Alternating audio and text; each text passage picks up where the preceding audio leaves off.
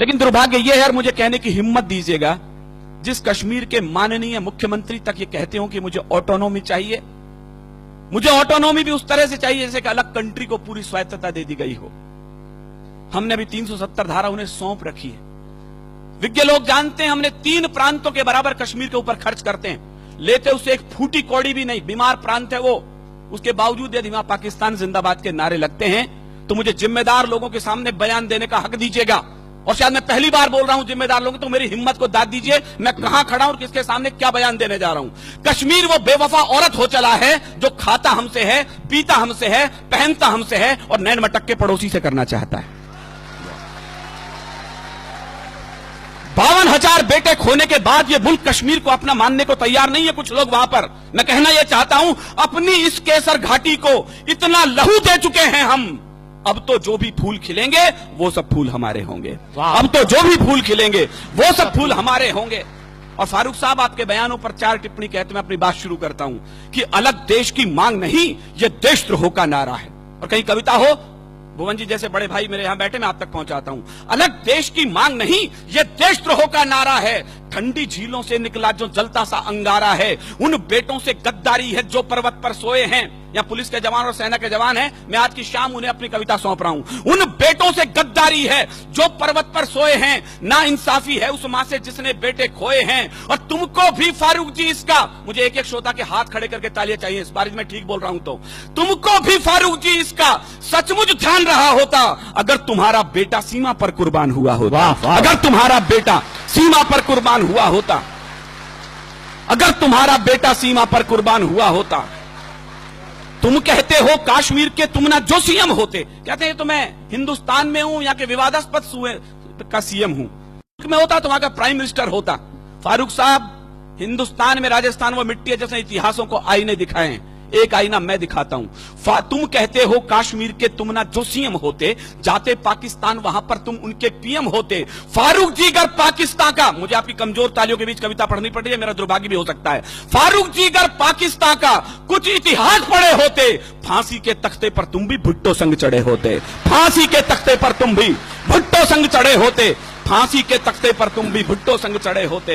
ये तो हम हैं जो गद्दारों को कुर्सी दे देते हैं, आस्तीन के सब सांपों को छाती पर सह लेते हैं। कोई रण में जीती भूमि भी वापस कर देता है, कोई सेना के लोहू से शाही को धो देता है, कोई मजहब के नारों से अलग देश बंटवाता है, कोई उग्रवादियों से जाकर हाथ मिलाता है। लेकिन ये तो हम लोगों की, मुझे केवल इशारे में नाम नहीं लेना, बोलना है, लेकिन ये तो हम लोगों की सब किस्मत में होना था। कुछ ऊंचे लोगों की गलती जीवन भर को ढोना था, कुछ ऊंचे लोगों की गलती जीवन भर को रोना था, कुछ ऊंचे लोगों की गलती जीवन भर को ढोना था।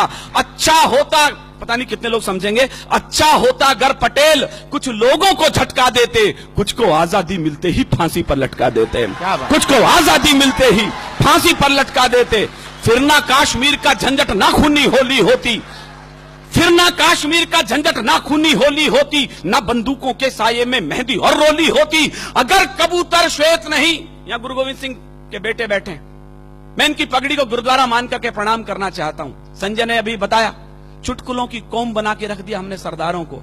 माफ करें साहब, ये बलिदानों की सबसे बड़ी कौम थी। हमारे बड़े कवि बताते हैं 123 ऑथेंटिक फांसी हुई है पहले स्वाधीनता संग्राम में।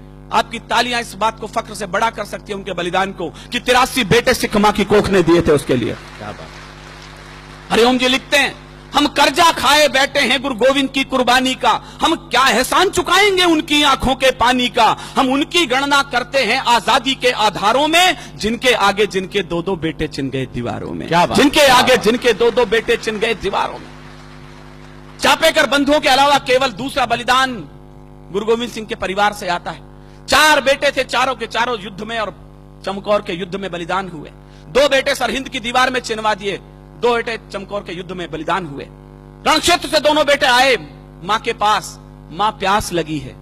मां ने कहा शर्म नहीं आती रणक्षेत्र में खड़े हो, शत्रु के लहू से प्यास क्यों नहीं बुझा लेते। क्या बात। दोनों के दोनों बेटे बलिदान हो गए। मां की आंखों से आंसू आने लगे तो गुरु के पास गई, 4 बेटे थे, चारों तो बलिदान हो गए, अब क्या करूं इस खाली कोख का। जो उत्तर दिया गुरु गोविंद सिंह ने, मेरे रोंगटे खड़े होते हैं। देश धर्म के वास्ते वार दिए सुच्चार, मत बजाना विनीत चौहान की कविता पर तालियां। यदि उठ सके तो उन बलिदानियों के नाम उठे जिनकी बदौलत आज हम यहां खड़े हैं। देश धर्म के वास्ते वार दिए सुत चार, अरे चार मरे तो क्या हुआ, ये जीवित कई हजार। वाह वाह, चार मरे तो क्या हुआ, ये जीवित भाई, कई क्या बात हजार। है विनीत भाई, चार वाह, मरे वाह। तो क्या हुआ, ये जीवित कई हजार। वाह। अगर कबूतर श्वेत नहीं, मेरे इशारे की भाषा, मेरी मजबूरी देखिए मुझे किन लोगों के सामने क्या बोलना है और अपनी बात भी कहनी है। एक आग का दरिया है और तैर के जाना है। मुझे दोनों पक्ष प्रतिपक्ष के लोग बैठे हैं और अपनी बात कहनी है। अगर कबूतर श्वेत नहीं, मैं आपकी बौद्धिकता पर छोड़ता हूं, इशारे पर अपनी बात कहता हूं। अगर कबूतर श्वेत नहीं हम गुरु के बाद छोड़ देते तो लाहौर कराची को हम दिल्ली तलक जोड़ देते। वाह, वाह, तो लाहौर कराची को हम दिल्ली तलक जोड़ देते।